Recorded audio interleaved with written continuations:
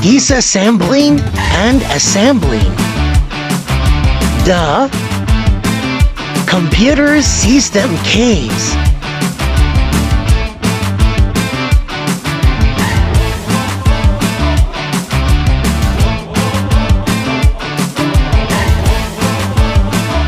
The tools: flashlight, anti-static wrist strap, and Phillips screwdriver. Let's go!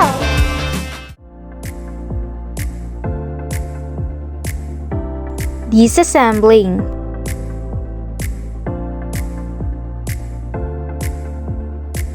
Step 1. Open the case. Unscrew the screws along the side of your case. Step 2. Ground yourself. Wear anti-static wrist strap to prevent build-up electricity. Then, clip it to any metal on the computer case. Wear flashlight. To lighten the dark area. Step 3. Remove the cooling fan and heat sink. Gently remove the 4 screws to avoid any possible damage to the system board.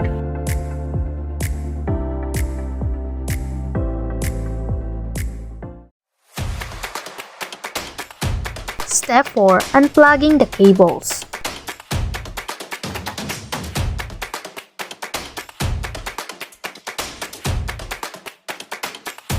Step 5. Removing the power supply unit.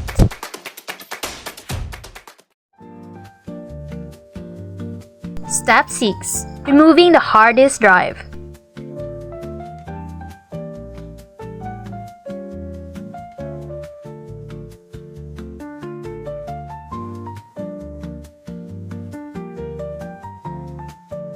Step 7. Removing the CPU. Just push down and lift up the latch lever. Step 8. Removing the memory or RAM. Press the clips down firmly and grab the memory by its edge. Step 9. Removing the video card.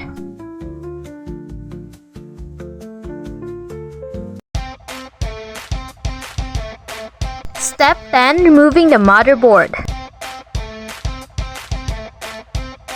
Remove all screws holding the motherboard in place.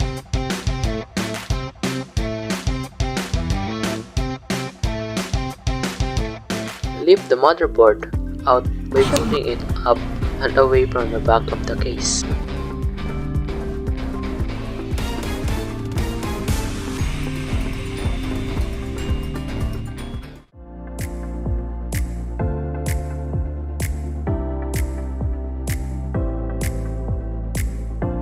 Assembling.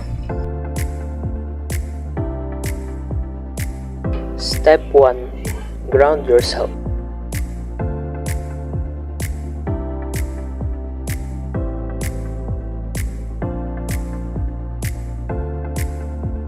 Step 2. Mount the motherboard. Place the motherboard in the standoffs.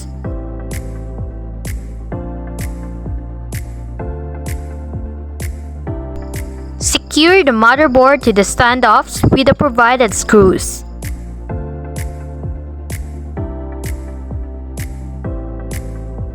Step 3. Mount the processor or CPU. Holding the CPU by each side. Lift up the latch lever, then lower the CPU socket cover and the latch lever to secure it closed.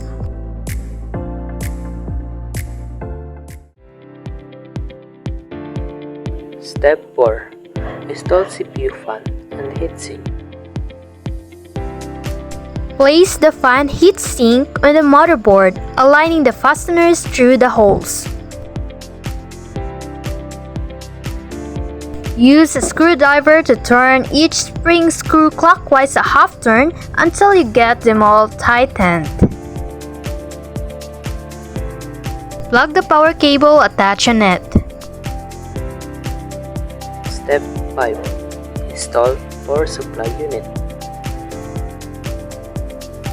Mount the power supply and fasten with screw to the case mounting points.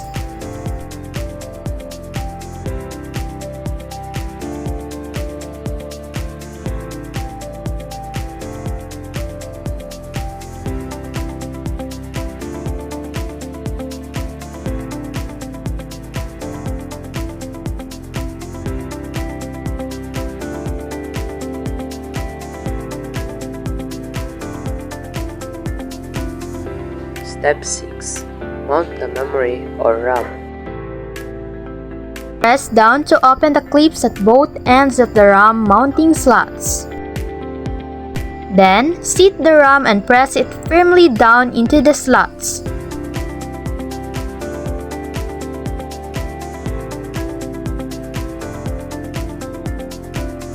Step 7. Installing video card.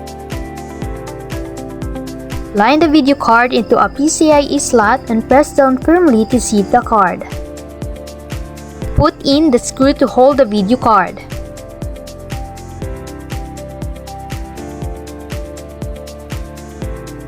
Step 8. Mount hard disk drive. Mount storage drives in the case drive base. Use screws to secure the device. Step 9. Plugging all the cables.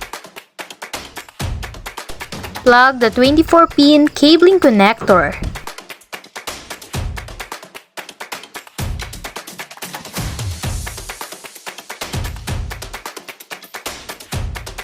Plug the 4-pin cabling connector.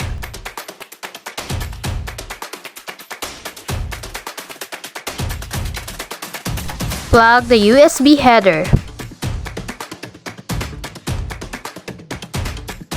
Plug the audio header.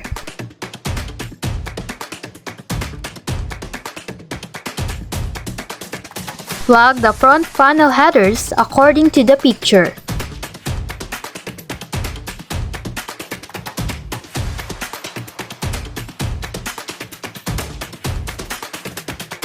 Power LED.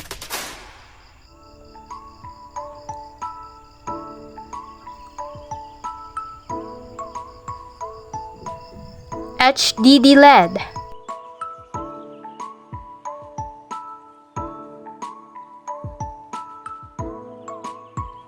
Power switch.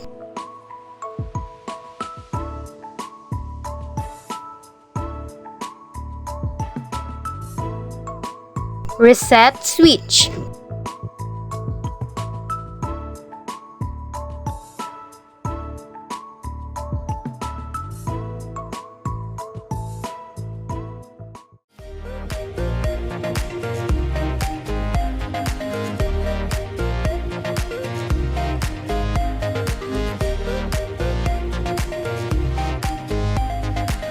Step 10. Close the case. Using appropriate screwdriver, tighten the screws to hold the side panels in place.